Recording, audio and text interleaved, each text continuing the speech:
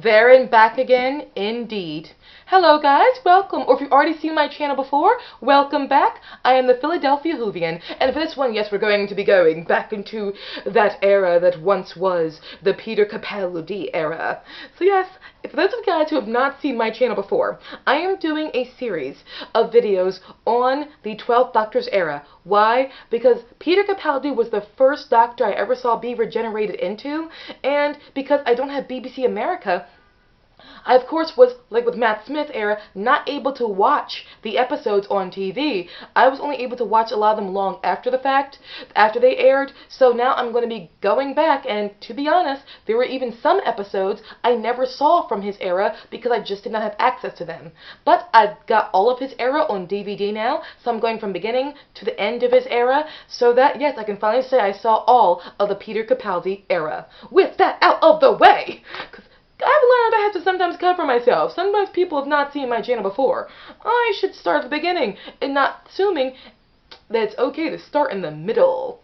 So, now we're going to be going on episode 4 of the 12th Doctor's era. And episode 4, we all know, it's Listen, written by Steven Moffat. Okay, for those of you guys who have not ever seen Listen, no judgment here, no judgment at all. But here's the plot overall of Listen. Okay, so Clara is going on a date with a guy from her school named Danny Pink. Turns out his name is Rupert Pink. We'll get to that. But also, the Doctor, we kind of start off with the Doctor talking to himself in his TARDIS. The 12th Doctor and he's scribbling on a blackboard. Yes, he believes in using a blackboard, not a whiteboard, a blackboard. And he begins to talk to himself, and he realizes, like, you ever talk to yourself and you feel like you're not alone, or you feel like somebody's watching you, but maybe somebody is, or do you get that feeling, everybody gets that feeling, that dream of they wake up in the middle of the night, and their room does not look the same. In fact, they place their feet on the floor, and it feels like somebody is under your bed, and maybe even somebody touches your foot. Do you ever get that feeling? And he, therefore, is now kind of going and chasing after this concept, the idea of everybody having a dream of waking up, and maybe they weren't alone in their bedroom. Maybe there was somebody else there, someone who hated the idea of being seen, but they were always there the entire time watching you. And it goes back and forth between the idea of Clara on her date with Danny Pink and Clara on her adventure with the 12th Doctor. And first, before I want to say anything else, Clara looked amazing in this, okay? You know what, I know people are like, oh, how it's shallow for you to comment on how someone looks. I admire something that is like a beautiful bit of artwork in the room, and people to me can be artwork. I admire a handsome man, I'm going to comment on a beautiful woman, and I always loved seeing this outfit on Jenna Coleman. Clara looked astounding in this, and good for you, Jenna Coleman. You are just a work of art, woman. Yes, you are. But now onto the plot line when it comes to this story. Alright, so when it comes to the first thing I love about it is the direction. Oh my god. Okay, that's the thing that Peter Capaldi's era really has for it. I know I repeat myself, but it's just true. He has the best directed era when it comes to how the things look. The only problem I have with it is sometimes they go a little too hard with the darkness. Like the hues, the dark hues of it are sometimes a little bit too much. But overall, the look of it is artistic. Sometimes I wish things were a little bit brighter in certain areas. We didn't to be too dark, especially if you're a child watching it. Because if I were a child, I'm not entirely sure I would have gotten into the Peter Capaldi era from Series 8, because Series 8 just feels dark. It does. So to be honest with you, if children did not really get into the 12th Doctor because of Series 8, I can't say it makes no sense to me. It makes all the sense of the world. The darkness of it was just, it drags you down. So it creates an atmosphere, and it's beautiful to look at in some ways, but in other ways it does drag a person down. So I understand the contrast behind this. Now, as Clara and the 12th Doctor are searching around for this monster, we see that the Doctor has Clara put her hand on the TARDIS's telepathic field to read her thoughts of the time that she had the dream, where she would wake up and she felt like something was under her bed and placed her feet down, and maybe something was in fact there. Unfortunately, Clara got distracted because she remembers her date with Danny Pink, and Danny Pink and her, it was basically just a catastrophe. It was a bad date. But it entered her mind, Danny Pink. So instead of going to the time that she had the dream, she goes to the time when Danny Pink, when he was a little child, as Rupert, has the dream or has the feeling of being watched and something being under his bed. Okay, and the 12th Doctor is wondering how is this connected to Clara. Eventually he does find out, but Clara is in the same room with Rupert Pink, who we will go on to be known as the man Danny Pink, and they're under the bed because she, to help Rupert or Danny feel better as a child, she got under the bed with him to show him, hey, there's no one there. There's no one under the bed. You're safe. And he goes with her. Then something jumps on the bed while they're under the bed, and it's scary. And she said, it must have been one of your friends here coming in. He said, nobody came in. And they go from under the bed, they look up, and there's someone sleeping under the covers. It's terrifying. It is positively terrifying. I mean, it's really terrifying. Oh, God. It's freaking terrifying. It's terrifying. It's freaking terrifying. Okay. And then the Doctor shows up in the same room, just sitting there. This creature, whatever's under the bed, rises up, and they back up against the window and turn around, and this thing gets out of the bed, still the blankets covering it, walks up directly behind them and just stands there. It's terrifying.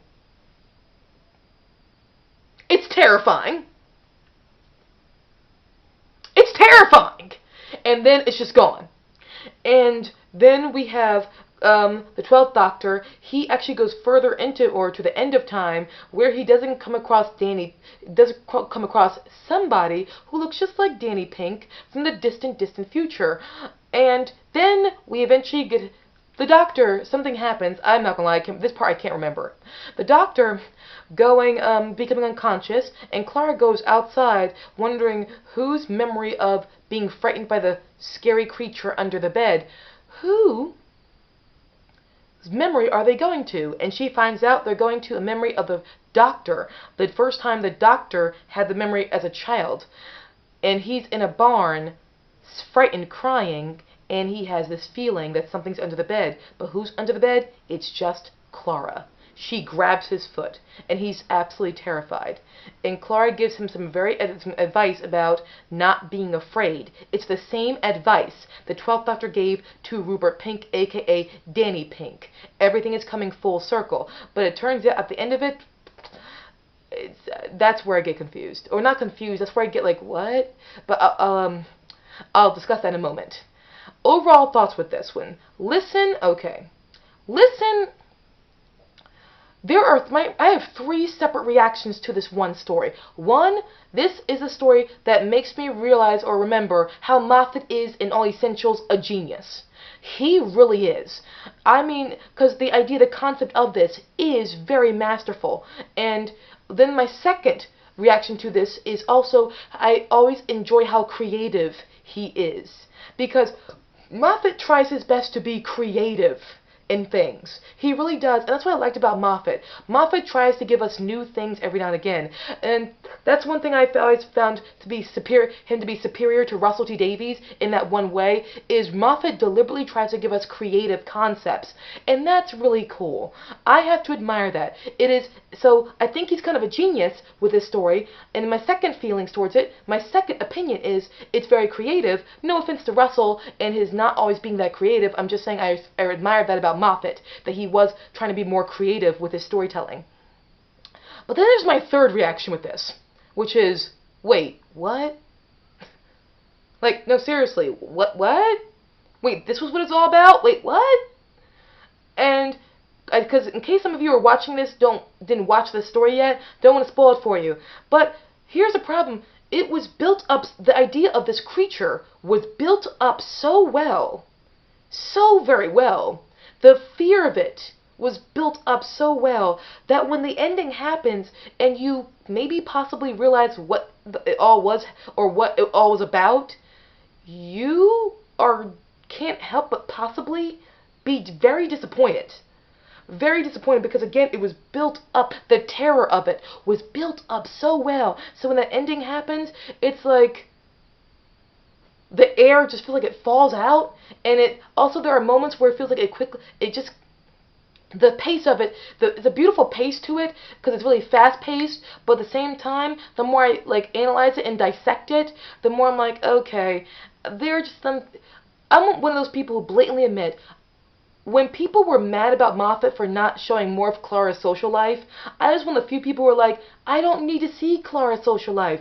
I'm fine with it just focusing on Clara with the Doctor. I'm fine with this. But now we've got Clara's social life and Clara's social life being used as the focal point or a large part of this story. And for me, it's like, I don't know if my problem is the fact that I'm not crazy about it being focused a lot on Clara's social life. I wonder if I would have enjoyed it more if, instead of being focused so much on Danny Pink, where it turns out they went back in time and met a child, and they never saw this child before, and they're following his life or her life, and the dreams they have of being alone and being watched. A random person, and we get that character, this character that just got introduced for this one episode, we see them be fully developed. I don't know if maybe I would have liked that better because I'm just not crazy. I was, again, perfectly fine with the Doctor and Clara, it being mostly about their adventures and them meeting aliens and just being all about the alien and all about the adventure of it. But now we got the social life involved. I was never that crazy about it, but I can't blame Moffat because that was Moffat just respecting and reacting to the fan base who kept demanding for us to get to know more about Clara, and thinking we should see more of her social life or who she is, and like, it's not called The Companion Social Life, it's called Doctor Freaking Who. But here we are, so I can't blame Moffat, and nor can I even say that, objectively speaking, my criticism or my feelings about that are even to the episode's lack of, or disfavor, or, lack of being good. It's just purely subjective there. But with Listen, if people love this story and think it's genius, makes sense to me. But again, if people do not like this story and think it's kind of crappy, I see why. I see why both of you feel the same way, because I have 3 different feelings towards it. One, it's genius. It's showing how Moffat is really good.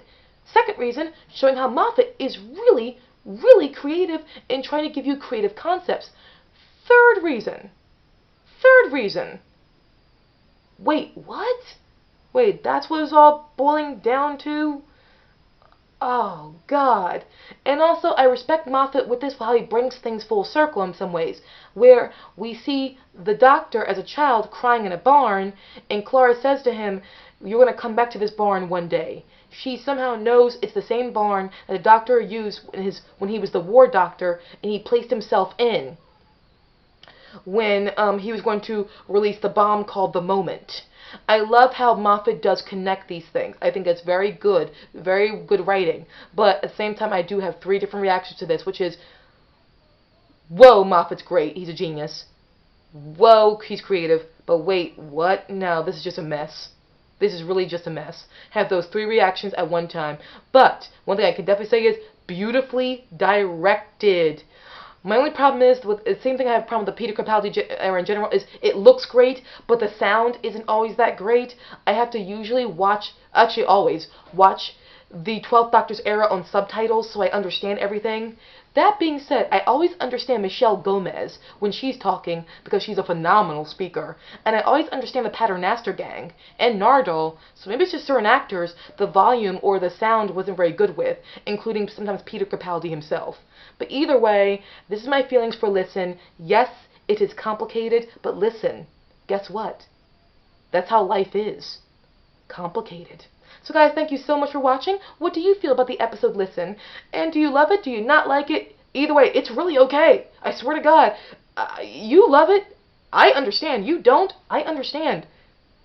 I respect both of your views when it comes to this episode as well as any other episode. It's fine. You're awesome. Let's do this again very soon someday. Thank you guys so much. Hope to see you again very soon. Peace out, guys.